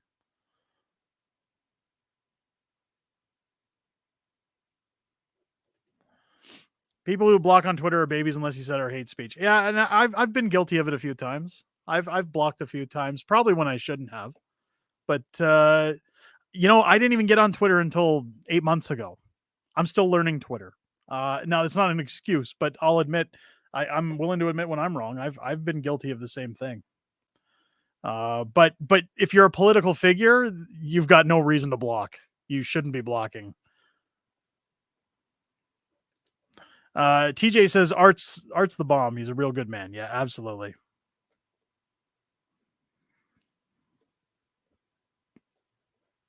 I kneel to no one except Zod. That is my one give. If Zod said kneel, I'd probably listen. Funis, you will win, and I'll tell you why. You know how to meme and control the left. That really rots their socks. I'm not in it to meme. I like getting a good zing in once in a while, but hey, you know what? The more we get back, anytime you guys see these guys on Twitter, throw a zing their way. I'm gonna have to start watching what I say, but to a degree, I don't want to be a Donald Trump where people say, "Oh, look at this idiot on Twitter." But memeing is always a good way around it. I could see you going through the whole process just to be in front of JT and give him the finger. Yes, yes, absolutely, absolutely. Clyde and Viva are just a couple of shows to go on. Well, I mean, Clyde and I are friends. I'd be happy to go on Clyde at some point and talk about it.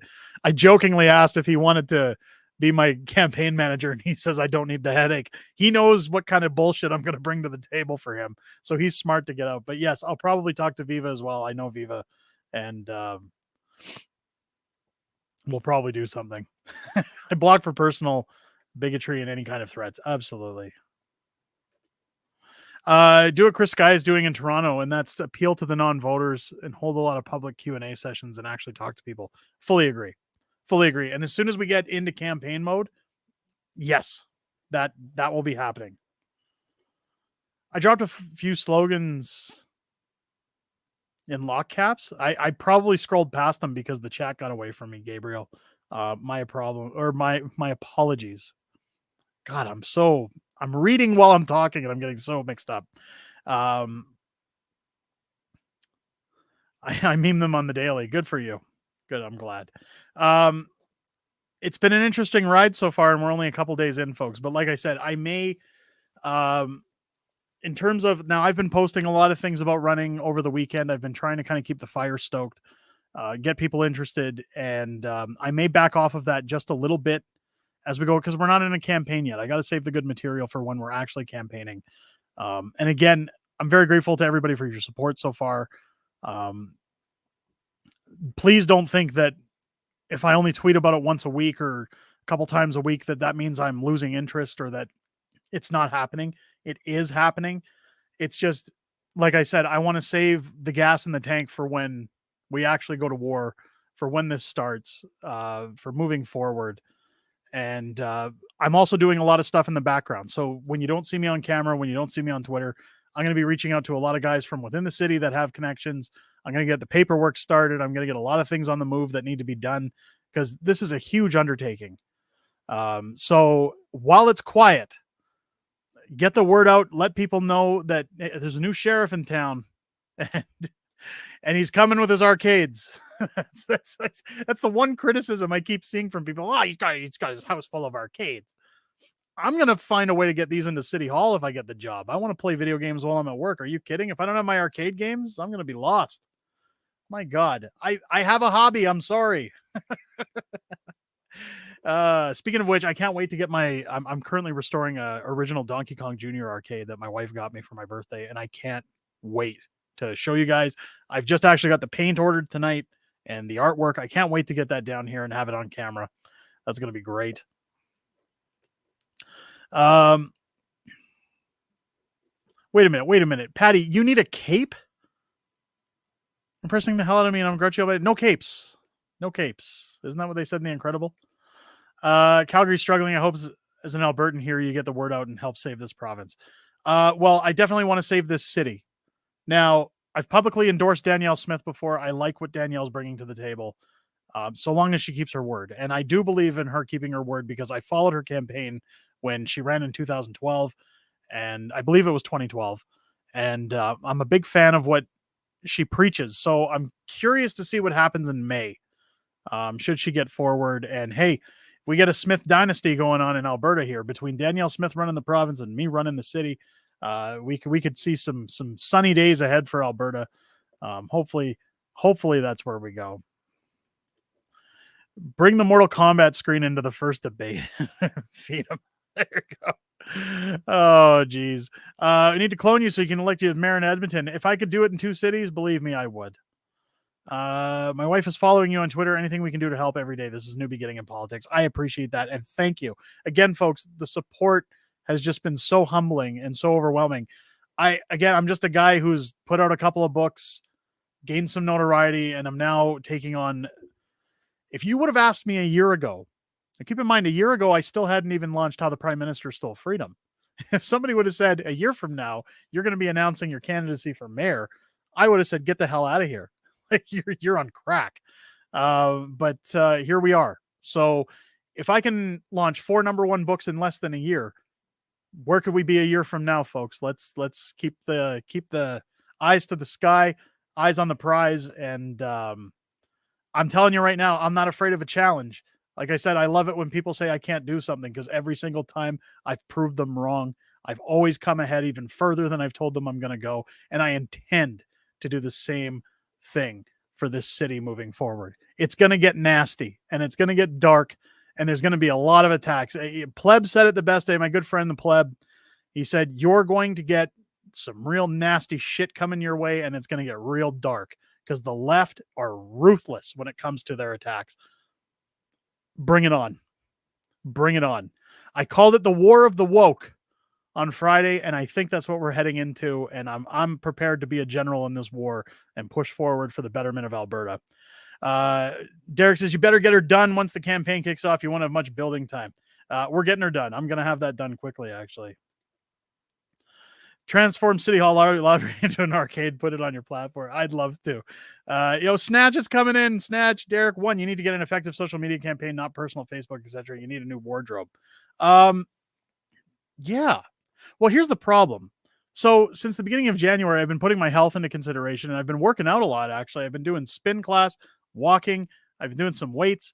I know it doesn't, you only see this half of the body, but I'm down 10 pounds since January 1st. I'm making some progress. So I don't want to buy new wardrobe until I'm done sculpting this impressive body for the people of Calgary. But I agree. We do need to make some changes. Snatch, you are a good confident, and I'm going to be reaching out to you for advice as this campaign goes forward. Snatch is a good friend of the channel. It's going to be a lot of work to get rid of Jody first. Absolutely agree. Maybe Kaide run for mayor of Edmonton. Hey, there you go. My illustrator could run for Edmonton. We need to set up campaign accounts for donations. Yes, we need to do that. But here's the thing. I don't want people to believe this is a grift. And we're going to get that account set up as soon as I get other things organized within the campaign. I want the nomination on paper first before we do that. I want to do it the right way. So I'm very, very grateful for everyone. I've had a couple of companies reach out to me already saying they want to fund this campaign. And I've kept their contact information and said I'll be in touch with them. But again, folks, I don't want people thinking, well, this is a guy who knows the convoy people and he's done his books. This is a grift. This is him just trying to fill an account. No, I want to save this goddamn town. And boy, howdy, am I going to do it. So, but we're going to do it the right way. So it's coming. Again, keep to the Twitter. keep to my YouTube. I'll make announcements as those things come forward. A lot of planning to do, folks.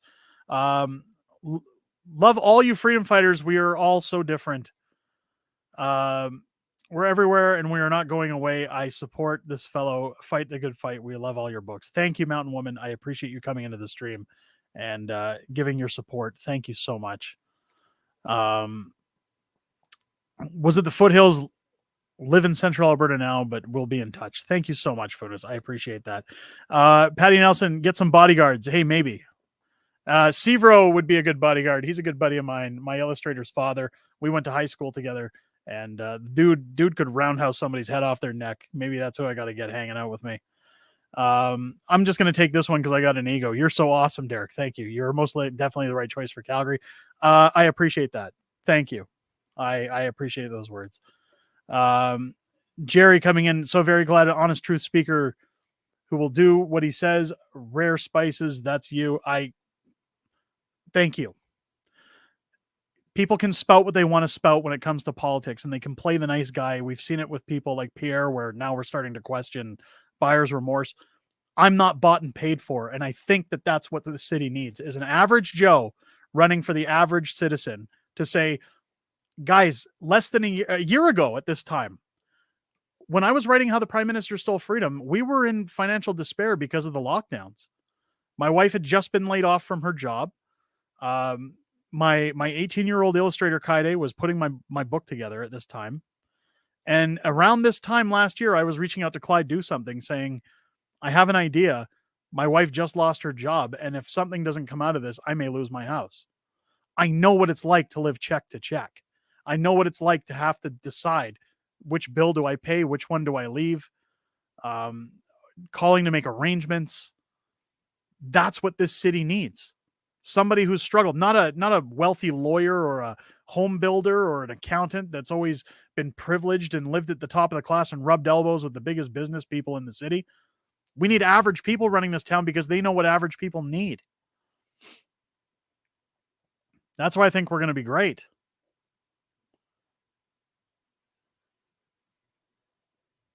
Do I need a spotter when I hit the weights? No, I've got one. I'm good.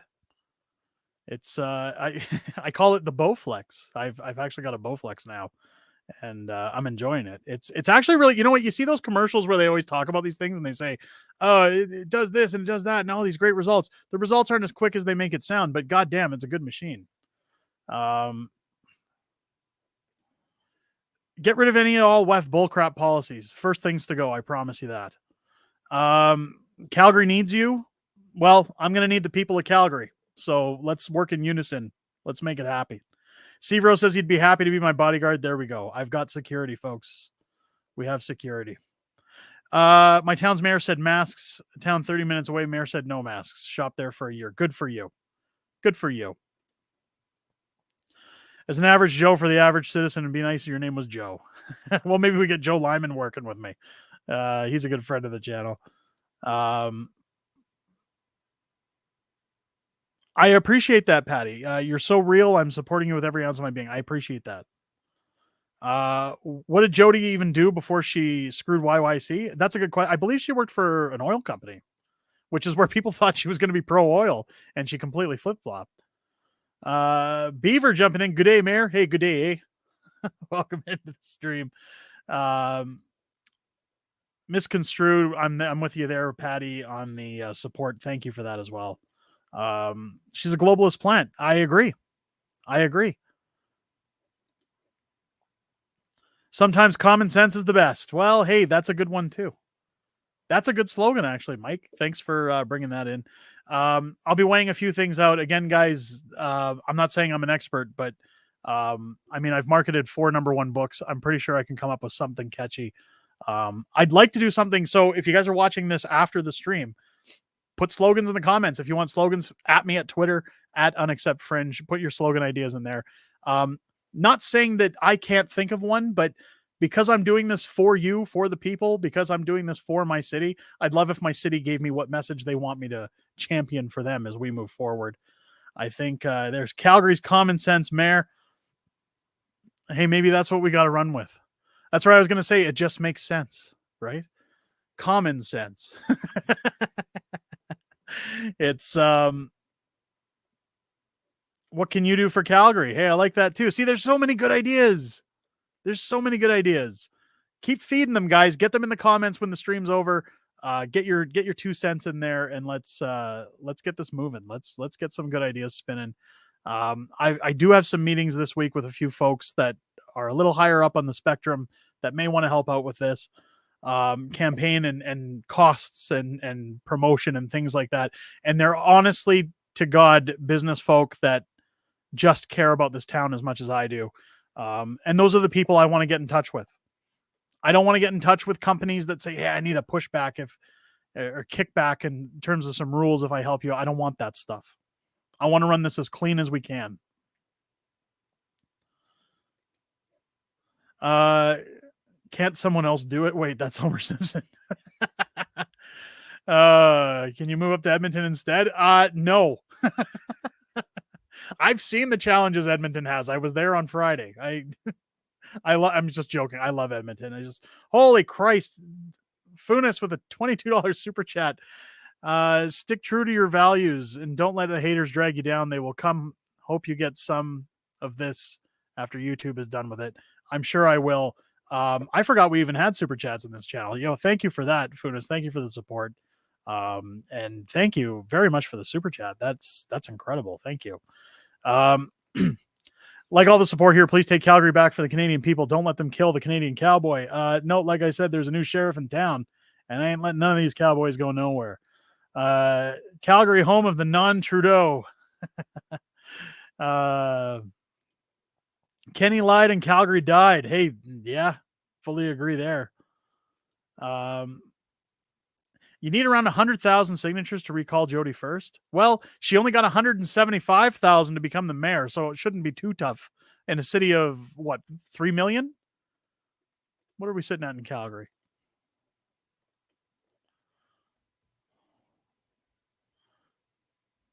I haven't checked the population in a while, so forgive me if I'm off. Oh, never mind. 1.6. Holy shit, am I off? 1.6 million. Okay.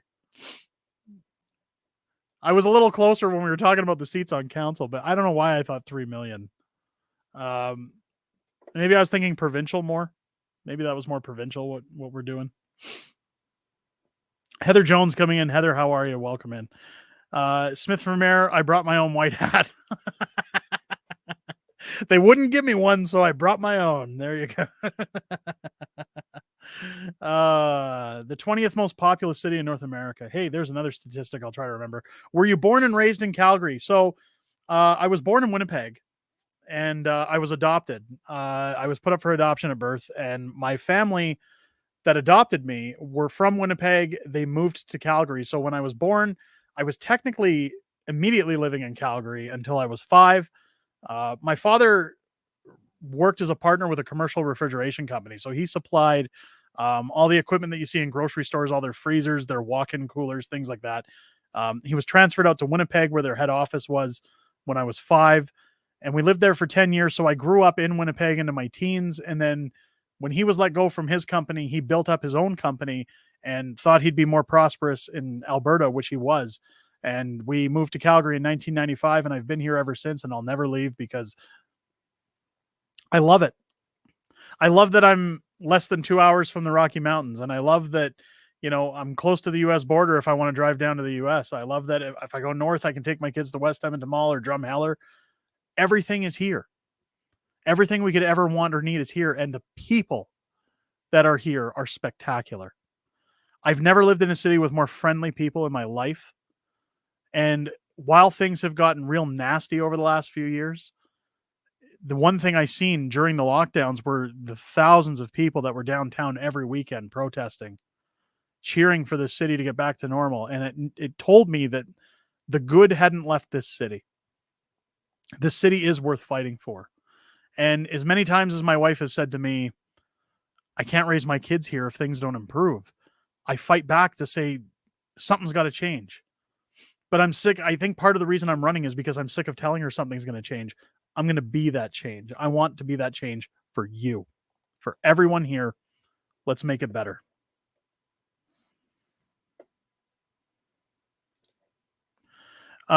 Freedom Honey loves what you're about. Let us know when we can start the campaign donations. I'll send you a check. Guys, I appreciate all this. God, you guys have been so great. Again, I'll be making announcements as soon as we set those things up. Thank you so much. I wish I could vote, but I live in BC, but I also lived in Winnipeg. Will that count for me to vote? I wish it would. I wish it would. We're glad that you live in Calgary and that you're running for our next mayor. Well, I mean, you'd have to live in Calgary to be the mayor, don't you? Great Falls is 5 to 6 hours drive from Calgary. That's what I miss about Lethbridge. It was an easy go across border shopping. Absolutely.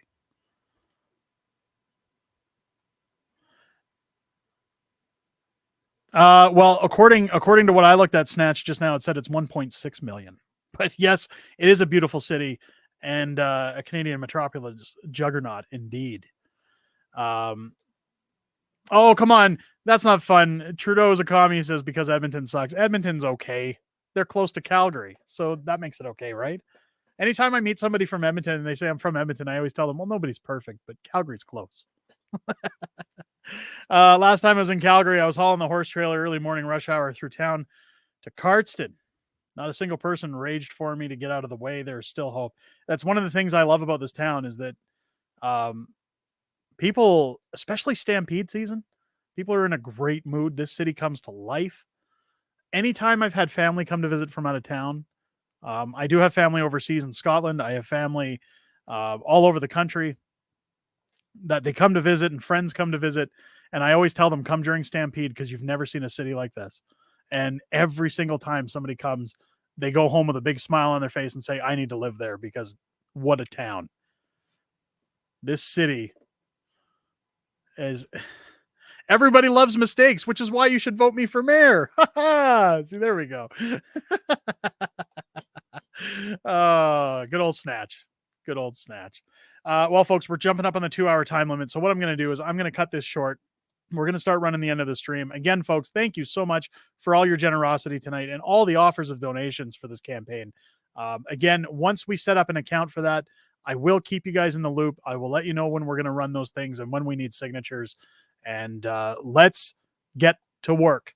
Now, as I will state again, as this stream is coming to a close, my tweets may not constantly be reflecting this campaign because I'm doing things in the background and I don't really want to put all the gas out of the tank before we get started. So like I said, please do not assume that this is the end of my run or that I've lost interest or that I'm not paying attention to it.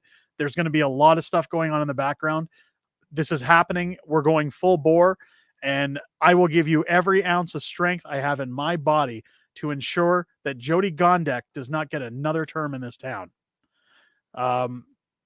I thank you all for the support, the follows, the time you've spent. Videos will be scheduled as regular. Books will still be coming out from Unacceptable Fringe Inc. until the election is called. And we're going to take a few shots at Trudeau and maybe some at the grooming lifestyle. We'll see. We'll see what comes down the pipe next from Unacceptable Fringe. I thank you all for your support and for being here and the overwhelming generosity that has just confirmed to me that I have made the best decision of my life to represent the good people of this town. I hope you guys have yourselves a wonderful evening and a great week. We'll talk to you soon. Take care.